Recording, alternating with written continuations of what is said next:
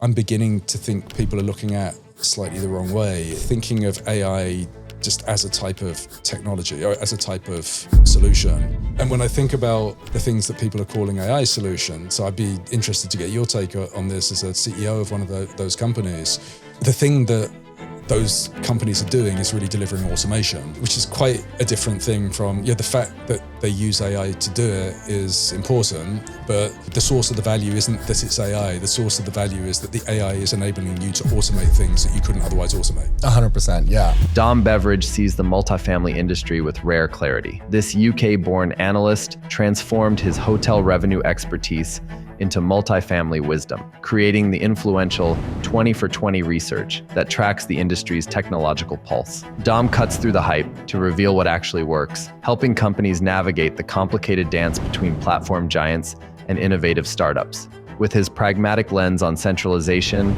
AI automation, and the fragmented customer journey, he delivers insights that shape how the industry evolves. In the 20 for 20 paper I just published about tech proliferation. So every year I do these 20 deep dive interviews with executives, and I boil it down to, okay, what are people working on? What are people's priorities in terms of operations and technology, right? So this really interesting problem is a new thing that we talked about this year. Nobody really knows what their customer journey is anymore. What problem would you go and solve? I don't think the industry understands sentiment. I think there's... Cool, man. Well, first of all, I appreciate you for making a bunch of intros. I think that was one of the big reasons why we got a bunch of guests in Houston. I think the hardest part about this is getting the right intros and leveraging other people's networks and know-how to find awesome guests. So I am excited to talk to you and learn a little bit about you. So where we normally start, and really the goal for the podcast, I think, is there's so many podcasts out there that focus on industry insights and not a lot that focuses on the person. Everybody knows you either through LinkedIn or conferences or speaking engagements. And over the next few minutes here, I'd love to spend some time trying to understand you and who you are and how you came in the industry and all that. So I think a good place to start would be just your origin story, where you started, where you grew up. Well, I mean, I grew up in the UK. I started to get into revenue management, which is this thing that has been something of a, probably the thing that explains most of what I've done in my career. But I went to hotel school. I started off working for a hotel company. I really got into revenue management when I was working there. So figuring out how you set prices for stuff. Then I went to grad school. Then I got recruited by a company that made revenue management software. And from there on, I was basically a consultant. And so I've spent most of my career as a consultant, either for the technology companies or for Big Five consulting. And my functional specialization has always been pricing analytics. So that's kind of my background. I moved from the UK to Australia. Where did you grow up in the UK? In the suburbs of London, suburbs out in the east. I left the UK when I was about 30. I went to move for a job for a consulting firm in Sydney, Australia. Met my wife there. We ended up deciding to move who's American. We ended up deciding to move to New York. I had a job over there and she was going to grad school. We moved from there to San Francisco, from San Francisco to Pittsburgh, and from Pittsburgh to Houston. Gosh, nearly 9 years ago. So, been working our way through the various places in the US for getting on for 20 years now. Where I got into multifamily was by way of revenue management, a company that was owned by a couple of people who I had a really good relationship with, a company called the Rainmaker Group. I knew the owners through their hotel business, just because we'd been running in the same circles for a while. And they asked me to come join them to do some stuff on the multifamily side. And so I thought I can figure this industry out as well, maybe. And that was 14 years ago. And I've been in ever since. So growing up in the UK, what was that like? What did your parents do for work and things? My dad was a doctor. My mum was a stay-at-home mum. Okay. And do you have any siblings? Yeah. Cool. Yeah, they're both still there. They're both still in the okay. Yeah. So what are the biggest cultural differences, I guess, like moving from the UK to the US? Well, I mean, I moved via Australia to the US, so it wasn't it wasn't as straight of a sort of comparison. You know, there's lots of things that are different. It's you know, you really get a sense for this kind of optimism. This, you know, both countries are generally sort of freedom-loving cultures. They culturally have a lot in common, but you know, you have far more of a suspicion of rules in America than you do in the UK. You have you know, people, like I said, are generally dispositionally very sort of optimistic, much more so than in the UK. And you know, so somewhere like Texas in particular, like I've really come to like Texas a lot, just because it does have this very sort of dynamic culture. I see stuff like that as being quite quintessentially American. For somebody that is not from Texas, I've now spent time in Dallas, Houston, Austin. I've visited. I understand the nuance between Austin and Dallas and Houston, but what are the nuances for each city from your perspective? I have to be careful how I answer that. Well, so there's always been a rivalry between Houston and Dallas. You know, Houston is this sort of global center of particularly the energy industry and of the space industry as well. Dallas is, you know, it's outwardly much more of a you know, it's much more of a presentation forward kind of culture. But, you know, I think it has more in common. For example, at least superficially, it has more in common with SoCal, where you're from, than Houston does. Houston has a bit more of a down home kind of air to it. So you know, they're different in that regard. Austin has changed so much in the last 20 years or so, right? There are so many refugees from California and Texas things in living in Austin that it's a bit unrecognizable from the other two. It's always been sort of cool, Austin. You know, Houston it's far more industrial. It's got a more workman-like kind of quality to it.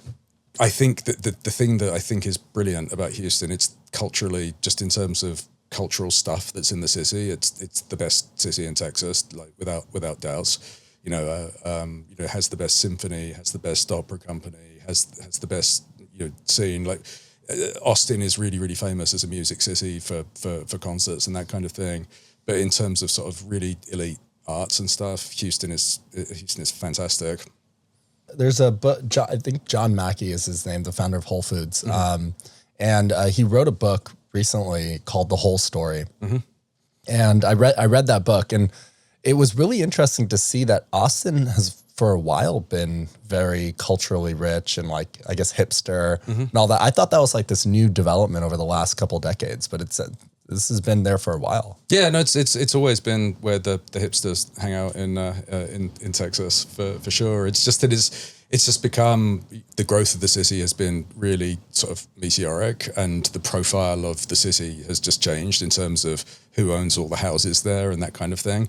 That's probably what's really changed in the last couple of decades. What about San Antonio versus like Austin? Are they? Well, so San Antonio is the sort of stealth big city, right? It's far bigger than anybody realizes it is, because it just has this feeling of being a smaller city than it is, right? It just feels more parochial. It feels a bit more suburban than the others do. It's not as famous for having sort of big stuff in it, but it's a really big city.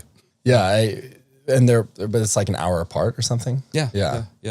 Well, it's further away than that. I can't remember how long it took me to drive there the last time I went there, but it's not as far away as Dallas. It's about equidistant from here to Austin as to San Antonio. So Austin and San Antonio would be a shorter drive. But.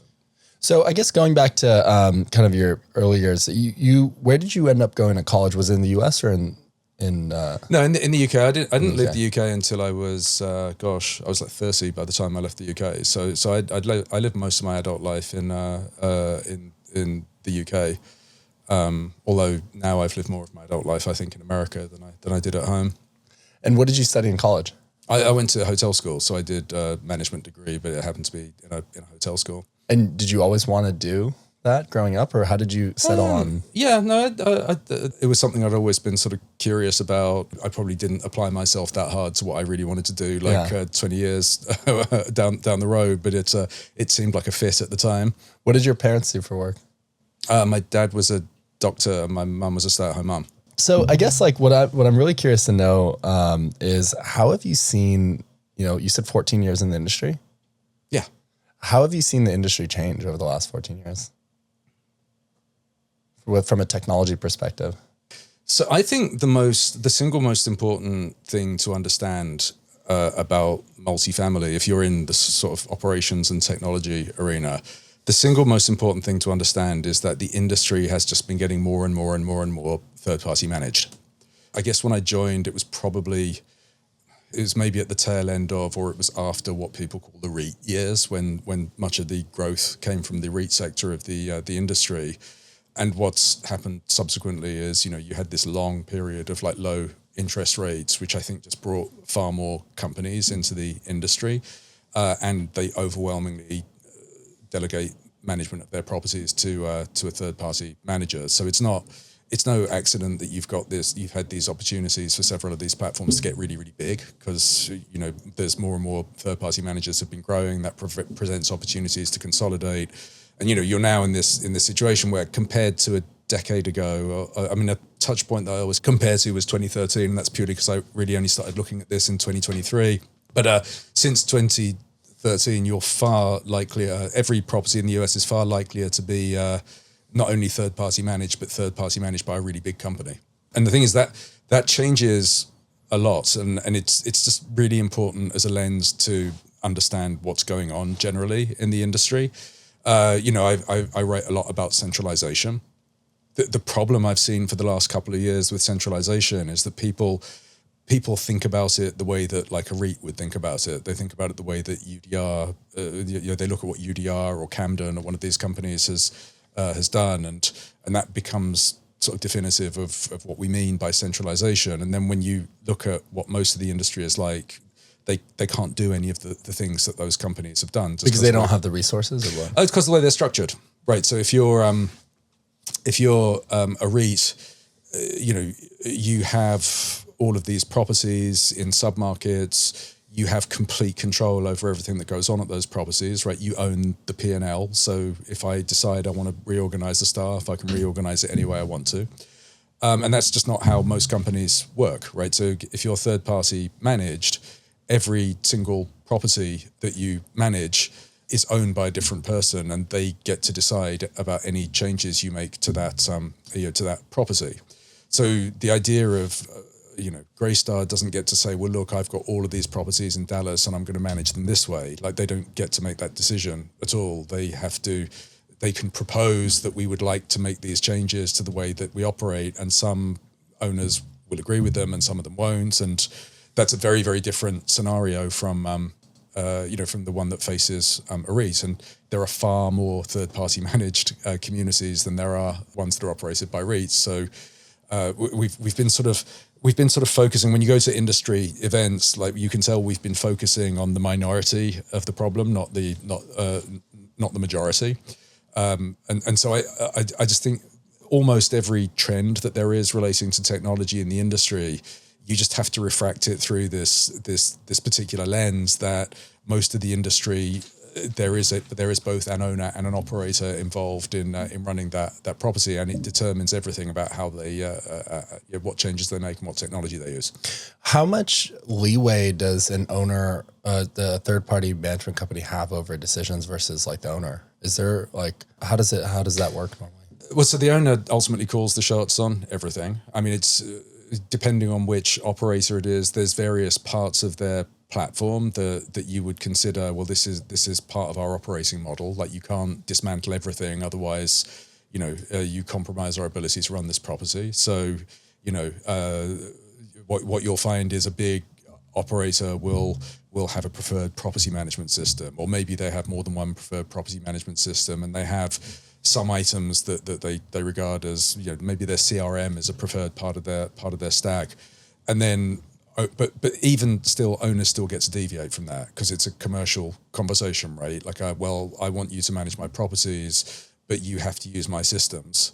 Ultimately, the thing that drives the economics of third-party management is you have to keep winning contracts, right? So unless I really, really think I can't do what I'm doing and still make money on this deal, usually going to exceed to whatever it is that the owner wants. And that's why you get very, very messy technology stacks, which is something I was just writing about in the 20 for 20 paper I just published. What were you writing about?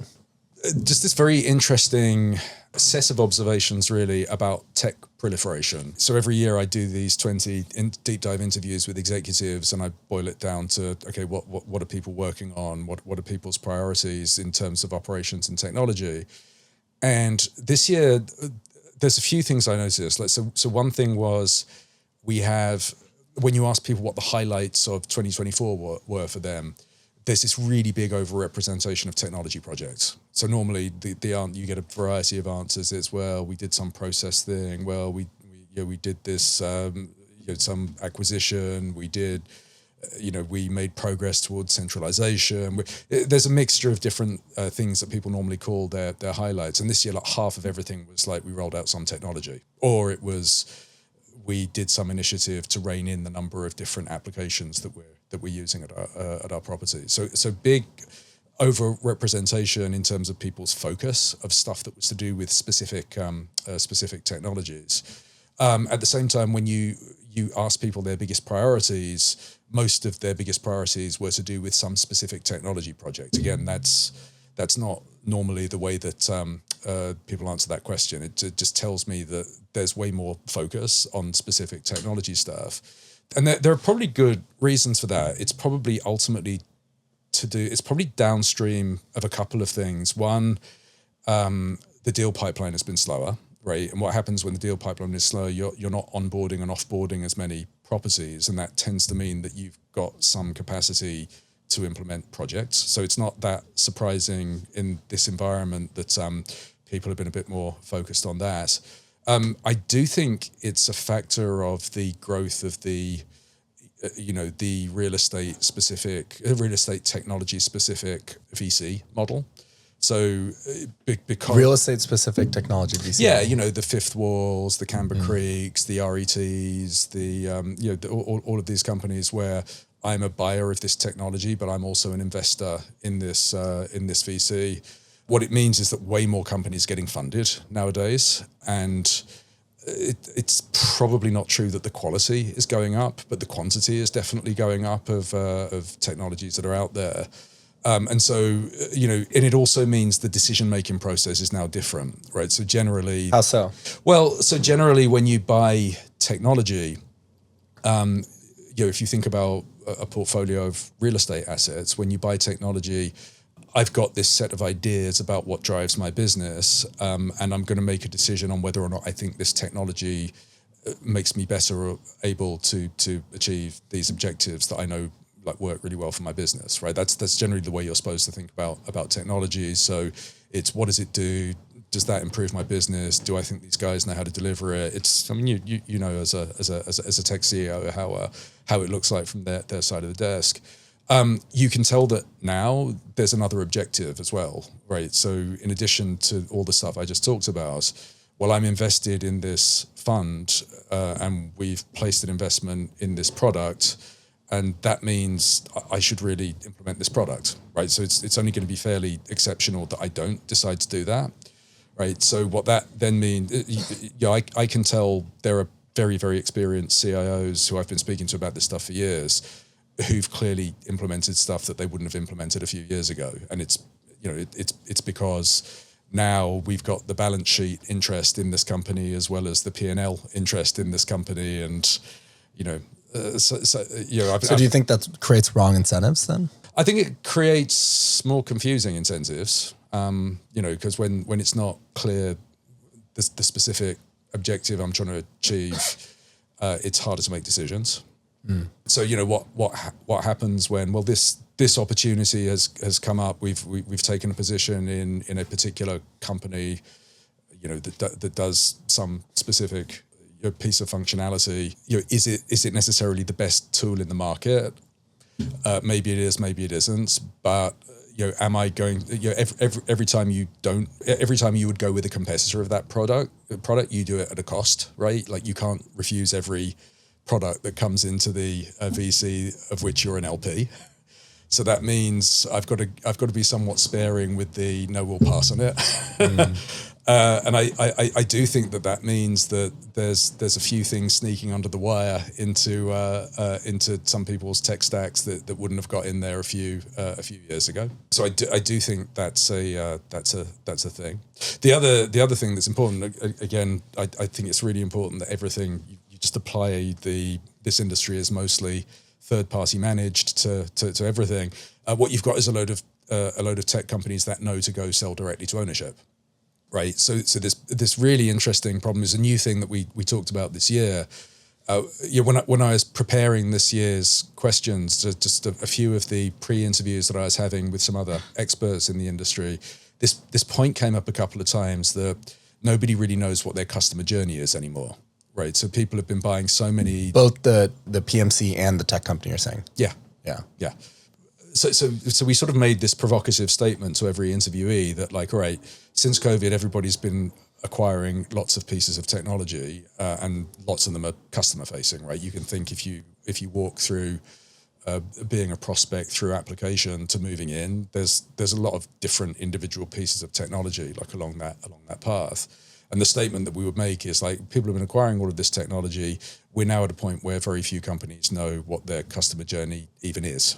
And as we show in the research, like that's an uncontroversial statement. There was like 1 out of 20 companies disagreed with that.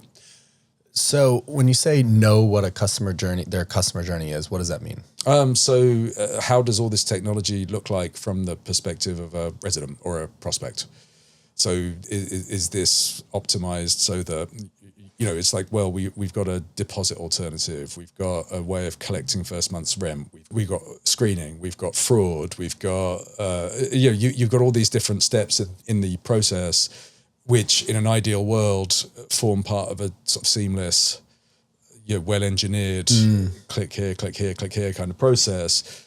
But which in reality entail I have to go to some different application to do this, and now I have to go to some different application to do that. And one company that when I was asking about it, they said that is 100% on the money. We've made it a big priority because we tried looking at this at some point in 2024 and decided it was a Christmas miracle that anyone ever rented with us. So the companies that take a look at this tend to like realize that they've the technology bloat problem is real. This is really interesting. So I guess from a technology company side of things, how should one then look at building for the customer journey?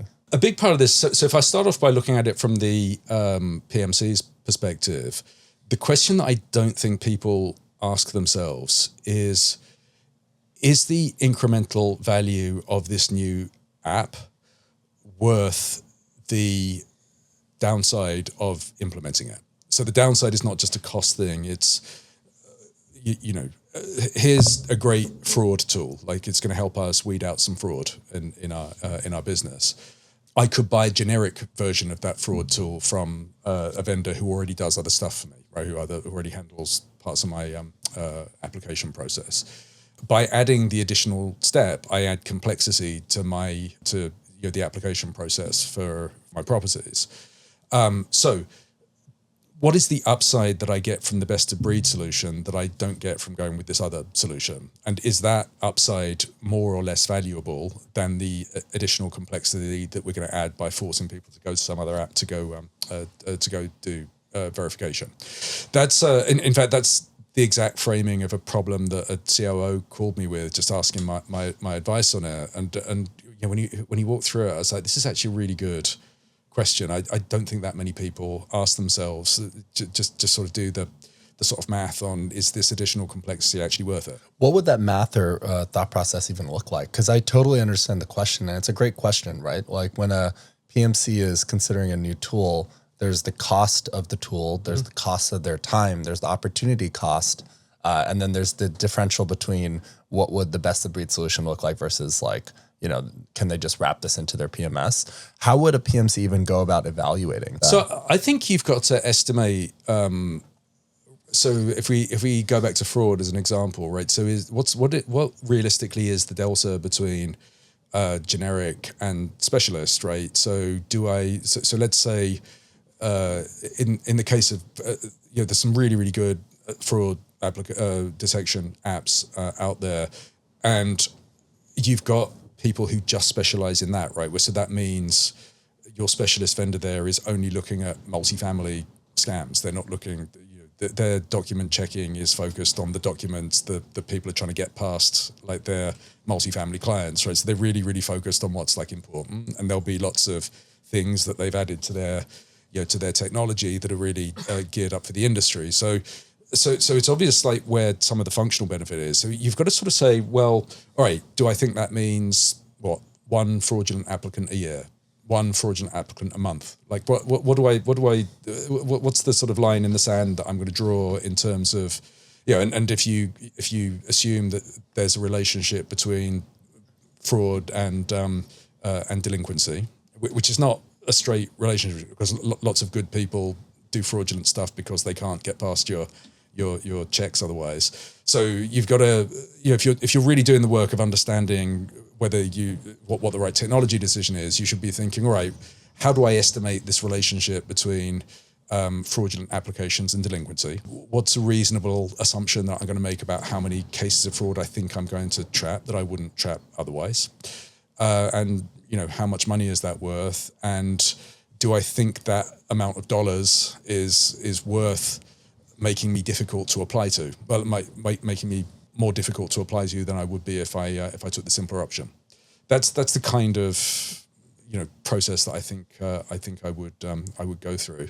We have I talk to technology companies all the time. I talk to them about how they sell their stuff to companies, and I'm generally I'm very sort of skeptical of the way people think about things like ROI. What I see with tech companies is they tend to think of things as a beauty contest. The framing of decisions is my widget better than their widget? Like, how do we make people understand the functional differences? But that's only part of the thing. If you're that's not the right way to think about procurement of technology, especially in an industry where you've got loads of platform players and you've got all of the technology sort of overlaps. Like it doesn't work to just do the side-by-side comparison in terms of whose functionality works in what way. It's much more like what does this bring to my stack, and do I need it? Do I really need it? Like I get there's some improvement it would deliver, but is my business better off with this thing and the costs that come with it, or is it better off without it? And I just don't think people are that disciplined in thinking in the way that they think about that stuff. What is a better way to think about it for a tech company, or what is the conclusive way to think about it? There's a range, isn't there? So again, the broad sort of razor you need to apply to it is my business better off with this than it would be without it, right? So if we sort of think that's the hurdle that we're always trying to clear, that means that we need to think holistically about what specific thing about this technology, how it delivers the improvement. Again, I don't think the right way to think about that is, this thing says that it gives you X additional dollars each year. It's much more like, what functionality is being delivered by this solution, and how does it improve the things that I know improve my business? So if I think something is designed to increase the conversion rate on leads, all right, now how convinced am I that it's going to deliver that increase, right? How do I estimate, right? Well, how many additional leads how many additional leases do I think I get out of this for the same number of leads? Like what's a ballpark number that tells me that? And then what are the costs associated with this? Well, if I roll this thing out, it's going to take over bits of process from other things that I already have. Is that a better scenario overall? Like, am I a more usable solution? Does this deliver a better outcome? just aside from the core source of benefit, does the whole thing improve my customer experience? Does it make it worse? Does it leave it unchanged? Those are the two sort of sides of the ledger I think you have to think about in each case.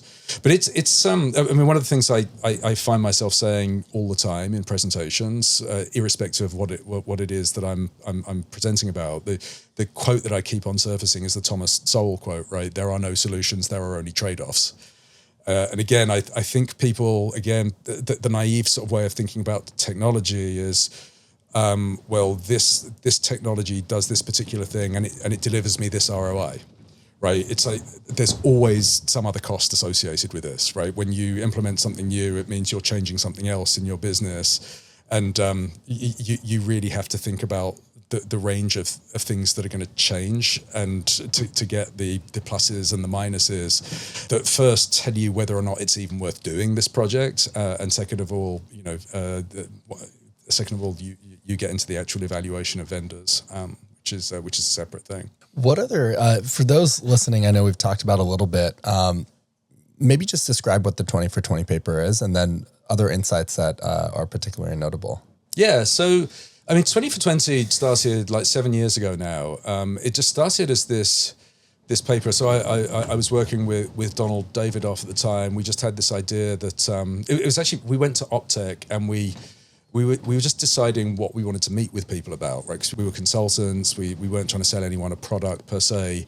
And we just had this idea that, like, why don't we just say, instead of we're going to pitch you something, say, can we get 30 minutes of your time to ask you some questions? And we're going to ask a bunch of different people some questions, and we'll write some paper about it at the end to see what interesting stuff comes out of it.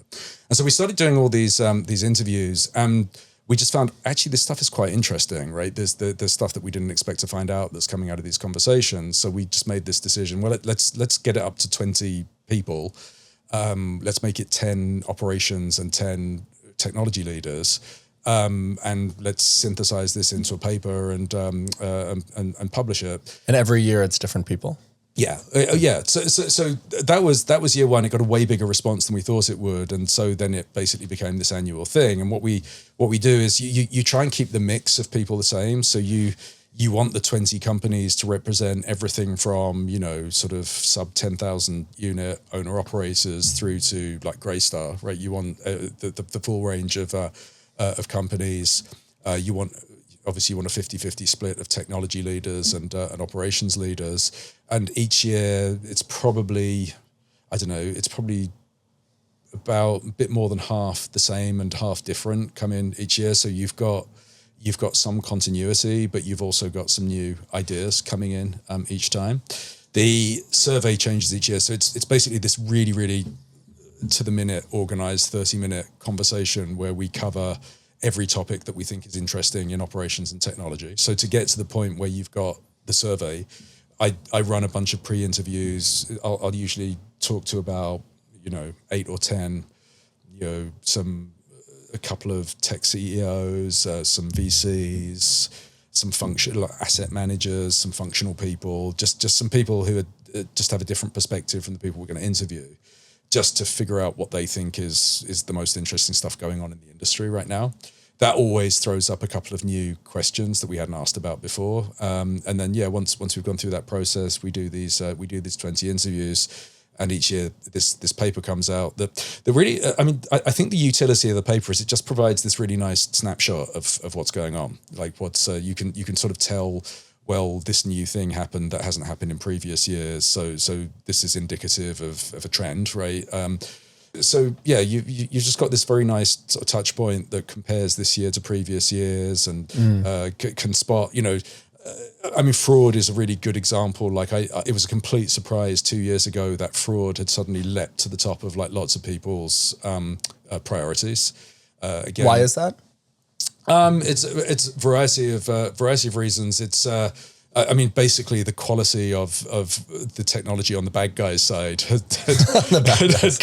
got to the point where lots of people were. That's interesting. You were getting in some markets. There's quite a high proportion of people applying for tours and for leases were not who they said they were, or they were they had fake employment histories, or people just determine that this. It's very difficult to know the direct impact it's having on your business. Like people were noticing delinquency was up as well. Now there's lots of other reasons delinquency may have been up, but it's like you can't know for sure if fraud is causing delinquency, because if you knew they were fraudulent, you wouldn't have accepted their lease in the first place, right? So people sort of intuited that, well, we seem to have more delinquency. There's more and more bad actors out there. They have really good fake stuff that seems to be able to get past most checks. We're not comfortable anymore eyeballing stuff, and just because we know there's quite sophisticated fraudsters out there, we don't want to be the company that doesn't have the technology. They're going to keep trying different properties until they find the one that doesn't have the good technology on their side. And so it was really, there's a multifactorial kind of arms race that led people to really want to adopt this technology, and there's some really, really good technology companies out there that have great solutions to this problem. What are some of the other reasons delinquency is up? Well, I mean, the fundamental question is with delinquency is, are we just admitting people into properties who can't afford to pay the rent? That's there's lots and lots of people who are marginal who we still rent to, and ultimately they just can't pay the they just can't pay the bills, even if they could get past our checks. One of the very sort of interesting debates right now is to do with deposit alternatives. Right, we have lots of different ways that we've been trying to make it easier for people. Deposits seems like a very antiquated way of handling handling risk, right? So if I want to know that Shiv can afford to stay on my property, obviously I'm going to check your payment, your pay stubs and that kind of thing. But I also want security, right? So I'm going to take a month's rent from you, right? That's the way it's always been done. Well, we've sort of looked to engineer that process, which is a good idea, right? Because for loads and loads of companies, residents, scraping together that 1 month's cash is a hurdle I can't get over, right? I can't afford to stay if in addition to my first month's rent, I have to find a deposit. So what we do is we provide alternatives, right? So we have surety bonds, we have deposit insurance. There are tech companies that do this as well now. Yeah. I mean, it's so the extent to which they're tech companies is a whole nother conversation. But you have companies like Rhino and Jesse, for example, they're surety bond companies. So there's a tech element to what they do, but essentially you're buying a bond on staying in that property.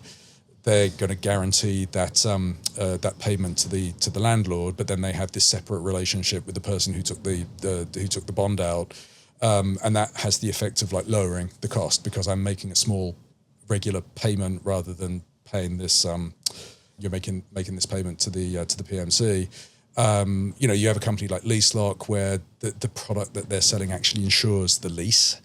As a resident, my landlord is going to charge me some money each month against the insurance policy that they took out on the lease. So again, that has the effect of lowering the upfront payment on the property. So and there's all kinds of other solutions out there in the market.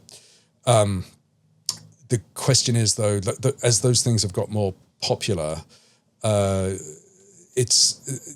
is some suggestion that you're admitting more sort of marginal cases into the building, and you find that people just can't pay the rent, right? At the end of the day, or they can't keep paying the rent for the lifetime of the lease, so they like leave owing you money. I suspect there might also be a bit of a scenario where people feel like they've insured themselves against damage that they do at their property, and how people behave with insurance often, right? If they think that they've paid to insure themselves rather than, instead of you holding my money, I've just been paying you each month to insure myself. Maybe I leave without having looked after the unit quite as well as I would otherwise have done, because I know somebody else is going to pick up the tab for it. So there's various reasons why it might be that the delinquencies are up. There's probably some lingering effects of the COVID, like the eviction moratoria and this kind of thing. We really trained people not to pay rent during that in lots of jurisdictions. But yeah, those are probably some of the biggest line items, I'd say. When you look at you said you've done the 20 for 20 paper for 7 years. Mm-hmm. What are the trends that you think people are underestimating? I think an obvious trend is centralization, mm-hmm. which you talk a lot about. That's, people talk a lot about that, but what are people underestimating? So I think it's the how of centralization. Like centralization, like it's a buzz topic for sure, but I don't think people pay as much attention to how it's being done or what reality is like for most companies. Like it was a surprise a couple of years ago when I really started looking at this in 20 for 20. And it became obvious that it's not leasing that people are centralizing, it's administrative functions, like it's payments, collections, move in, move out, deposit handling. All of that stuff was the stuff that was being taken off site.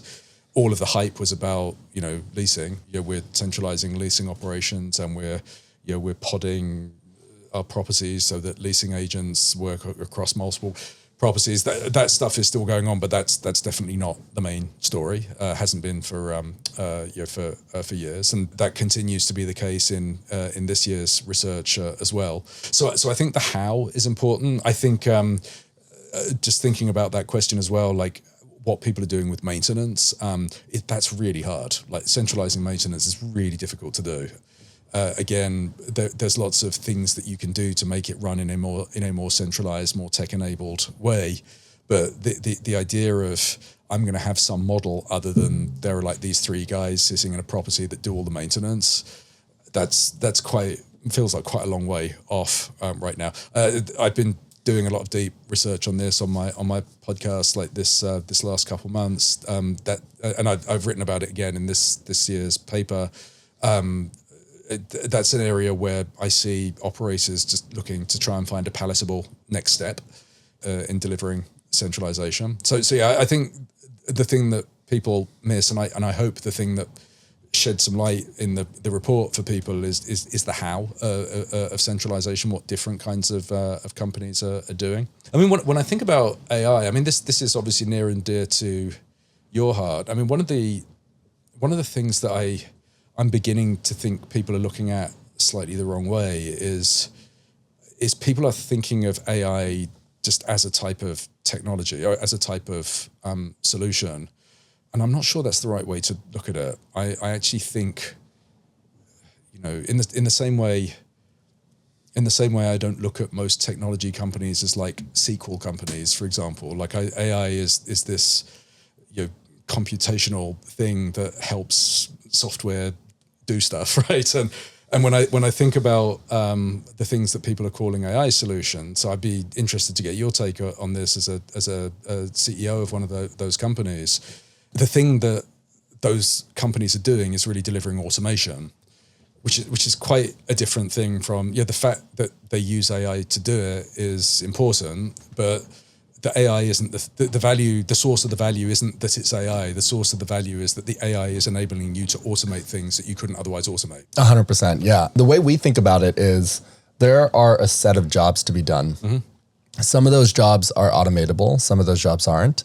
And as AI gets more and more prolific, the jobs to be done is going to expand, right? Mm-hmm. I think from a venture capital perspective, why I think vertical SaaS, which is software for a specific industry, is going to get more and more interesting is because the market is literally growing by an order of magnitude because AI is getting more prolific. Mm-hmm. As AI gets more prolific, more jobs or work is going to be automated. Mm-hmm. As more work gets automated, companies that were paying, $10, $20 an hour are going to pay $1, a 1/20th, 1/10 of that cost to get equal and if not in most cases greater output, mm-hmm. right? So I think similarly, when we started the company in 2020, well before ChatGPT and generative AI was really out there, we thought about it the same way, right? Like a large part of it wasn't automatable. AI wasn't there. So we had human support that would jump in But ultimately, to me, it didn't matter whether it was AI or whether it wasn't. It mattered that we were solving the problem and getting the job done, which was scheduling tours,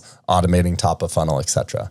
Right? Yeah, no, you're right. So one of the, and again, one of the things that got me thinking about this, it really sort of crystallized when I was writing up the report. But one of the things that really got me thinking about this was I was talking to a couple of different VCs about this.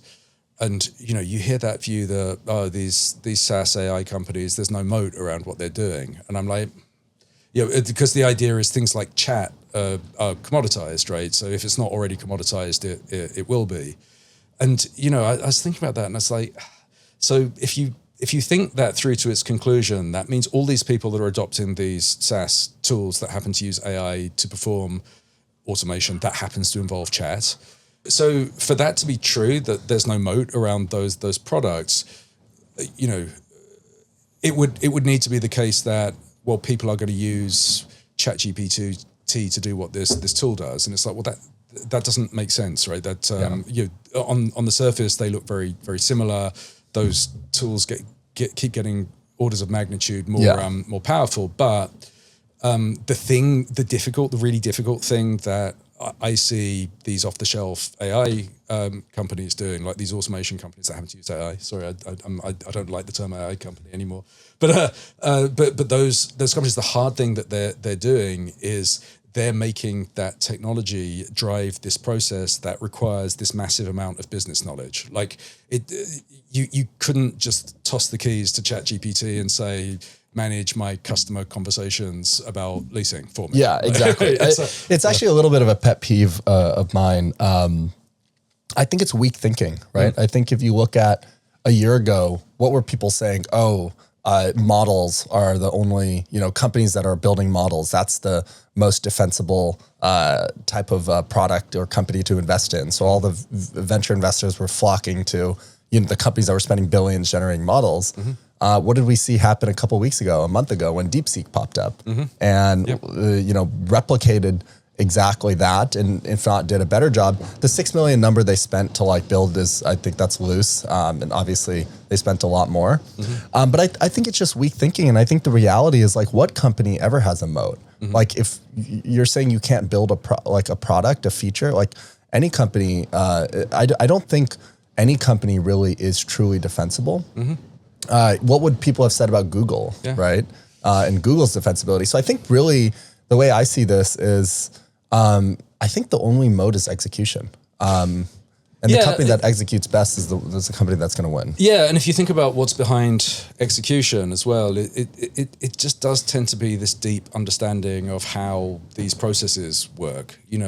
What constitutes a great leasing conversation with a prospect. I mean, sure, we can knock out the easy stuff. We can answer the questions you get asked 50 times a day, but getting an AI that you are confident is going to always take the right next step in a conversation where revenue is riding on the conversation. That's quite a high bar. You really have to understand what you're doing. I mean, I'll give you another really good example. I was talking to somebody today. So we were talking about different applications of AI in property management. One of the very interesting areas, I think, is around maintenance, right? So maintenance, there's a very interesting problem set on what they call the intake problem, right? So how do you interact with the person who's calling in a service request? What you find is that, if you think about things that you can make work better about maintenance, it's a really good idea to get maintenance people out of the business of fielding calls from residents. It's much better to get something like a really good AI to, triage a problem, see if there's an immediate, tell them where the reset button is, kind of solution to the problem, figure out whether the thing's urgent or not, if it's out of hours, so you never have to get somebody out of bed to go fix the problem. You can capture perfect information about, okay, the sink is blocked, which sink, which room, you can find out all of this stuff, and you've now created this way better digital record than you otherwise would have had in the old model. So great application for AI. But at the same time, for me as a property manager to be confident that some AI that's going to potentially tell people where the reset button is on the GFCI plug, or how to fix the cistern in their toilet, or like give them pieces of advice. Again, that's a really high bar of I have to be really confident that it's only going to do things that I want it to, and that just means you're encoding so much expertise about how this process works. In the case of maintenance, it's the devil is really, really in the detail, right? Of a process like that. What the conversation I was having today is like, well, on the one hand, there's an advantage to having, this thing we were talking about earlier, having a sort of consistent digital voice to your business, right? Like it's a really good idea to answer as many questions in exactly the same way with exactly the same knowledge as frequently as you can. But what I realized talking to the founders of all these maintenance companies is that their level of familiarity with the problem is just so much higher than a platform maker of other technology that happens to have added maintenance functionality into it. So you've sort of got that trade-off between deep expertise in the subject matter and this level of expertise in how I am supposed to deliver service across somebody's life cycle. Those, again, that each one requires a different type of deep experience. But yeah, that's what I see when I look at companies like yours, I think. Yeah, no, that's super interesting. I think going back to what you said about the deep expertise and, the moat, I think it's exactly right? That's why when we think about building product and tooling, the framework we think about and why we're so focused and only exclusively focused on real estate and multifamily is I really believe that when we wake up 10 years from now, the company that is building the richest fabric of tooling is going to be the one that's the winner, because that's the most value. And as companies expand and if they branch out into different industries, why would a company not choose the company that's really focused and going really deep in an industry? But I think, again, to steelman the other side of my argument, you then bump into the trade-off of well, is it better to just use an all-in-one versus the richest and most deep maintenance AI tool? Or do I want to just work with the AI company that does a little bit of maintenance and does leasing and does collections? And, candidly, what I'm seeing, and I'd be curious to know what you're seeing, is companies are willing to make that trade-off. They don't want 20 different logins and, all these disparate dashboards, and it's too much. It's they want to consolidate and have the de facto defining AI platform that sits across maintenance, across AI, across leasing, across collections, renewals, move-ins, move-outs, et cetera. And they're willing to pay the price of a slightly mediocre product. That's my read. Yeah, no, you're absolutely right. And I remember when I did the survey a year ago, one of the findings was I think I was saying good enough is making a comeback, right? So it's interesting. Whereas this year, you could tell people had spent far more time than they had done previously on these specific best of breed technology projects. A year earlier, there was lots of evidence of people going the other way. They were like, well, we've rolled out this thing, but Yardi or RealPage or whoever has a version that maybe it's almost as good as the thing that we've got. And so if we were making that decision again today, maybe we would have stuck with our platform vendor and not done any of the work that we have to do to bring another technology into our platform. Right. So I think it's this sort of pendulum that kind of swings, right? So you get kind of aggressive innovation where people bring products to market that just haven't existed before, and they add a load of value, and then the slower moving behemoths kind of figure out, well, can we come up with a version of this that's sort of good enough that people don't need to defect from our platform anymore, which is kind of how the calculus works. Or do I just buy that company, right? That lots of my customers seem to like, and then it swings back into the platform. And so I guess that leads to my next question, which I think is really interesting. You worked at RealPage for some time. Whenever you're in an industry where customers are not happy with the product, I just think that that's margin for opportunity for some company to come in and dismantle. But I also at the same time feel like RealPage, Yardi, they're so entrenched that it's so difficult to dismantle. When you look at the next 10 years, right, 15 years, which is leap years and in the pace of innovation that we're going in.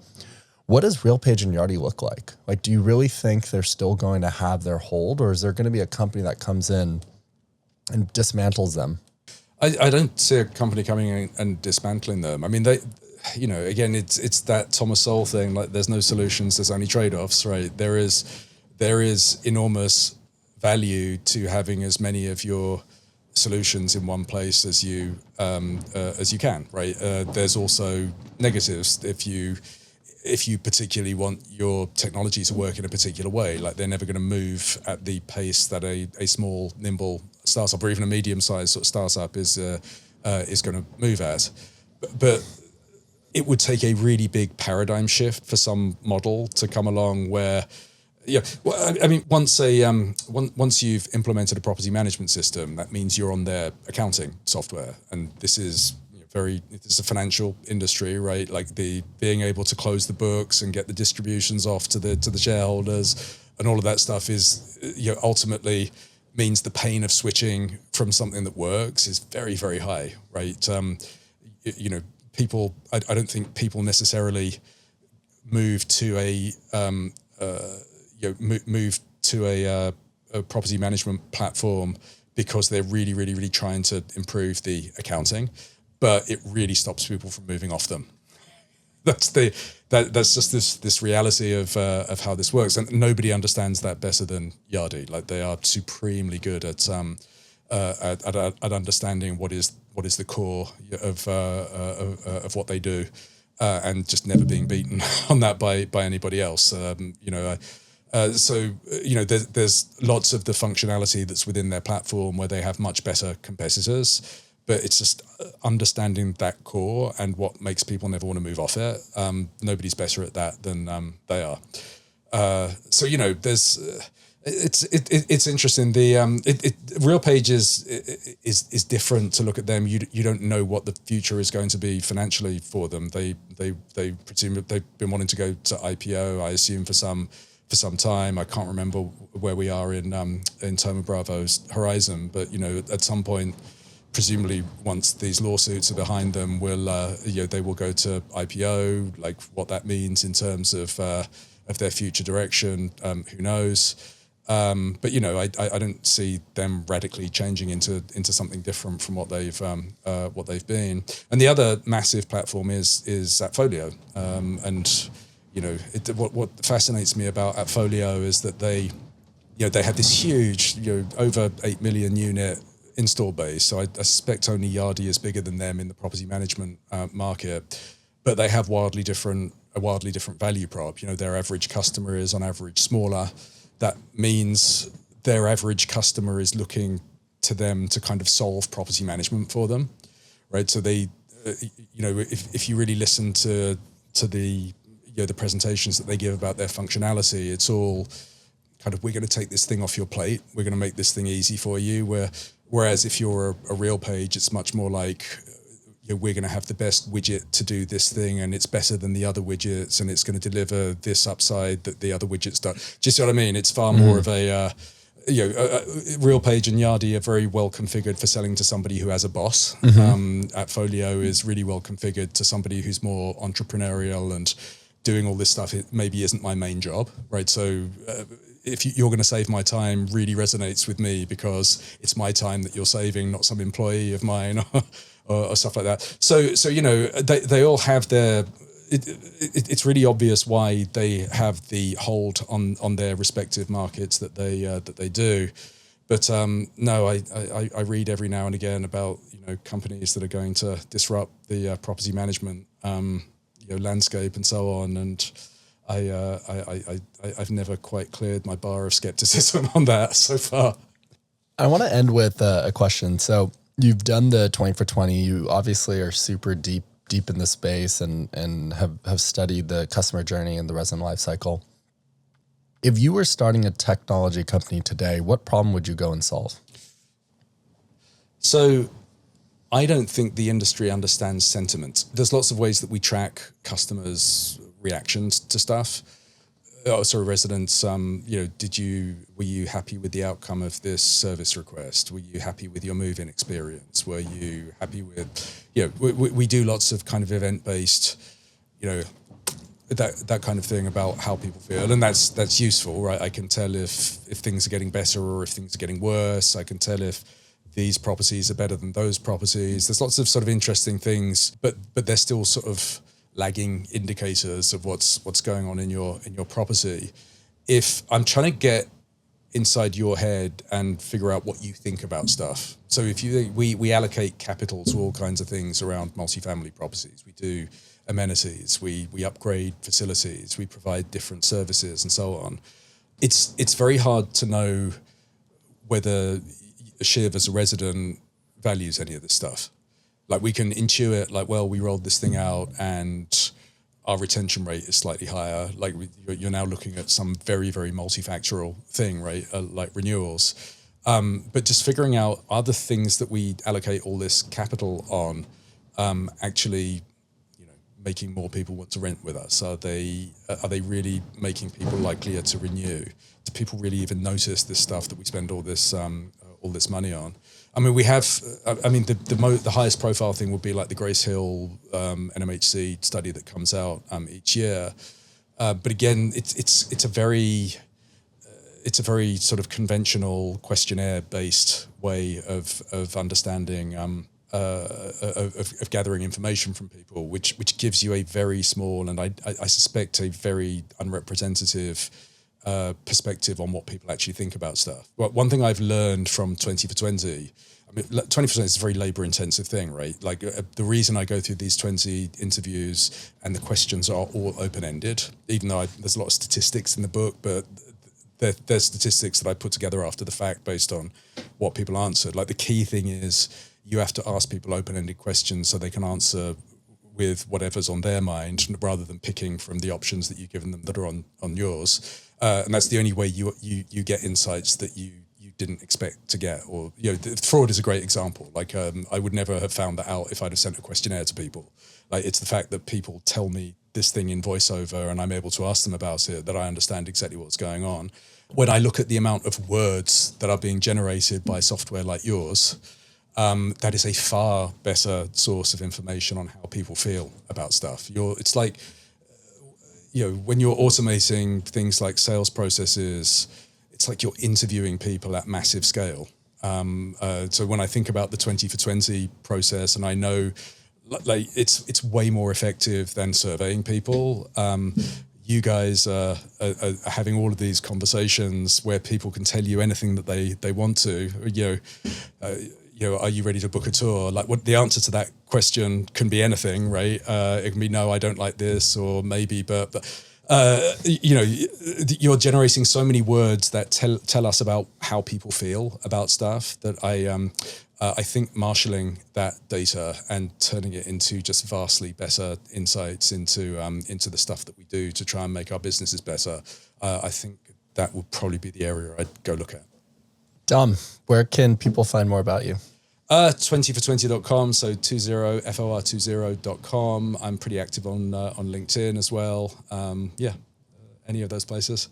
Awesome, man. This has been great. This is super informative. I feel like I was really locked in to everything you're saying. So thank you. Thank you for that. Yeah, thank you.